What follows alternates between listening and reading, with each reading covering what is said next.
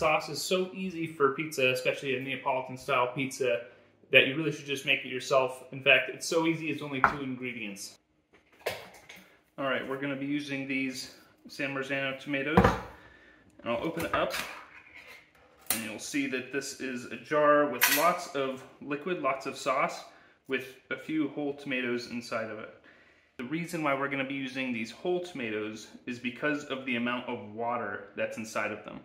With these wood-fired Neapolitan pizzas, having too much moisture on top of the pizza is gonna make it soggy, not let things crisp up. And so we actually want a sauce that we can remove a lot of this moisture from, and we don't want a really wet sauce. So we're gonna take these whole tomatoes out, and we're just gonna squeeze out some of the moisture, not like wring it out, but basically pop the tomato and let the water drip out from inside of it. And then we'll put that right into our food processor. And depending on how many pizzas we're gonna make, if we're gonna make one, it probably only takes like 4 tomatoes. And so drop these in, and then you can save the rest of this to make a pasta sauce or something later on. But again, just removing some of that excess water. All right, so we have our first ingredient, the tomatoes, in our food processor. The next ingredient is just our salt. And so usually I would just do this by eye. I'd say for this amount of tomatoes, maybe do a teaspoon of salt.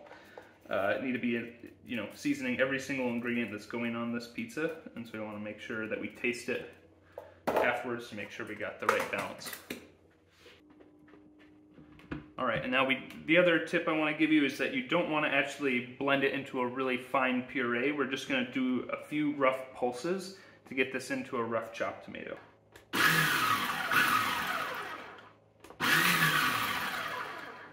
All right, just a few pulses, and voila, there is our finished sauce.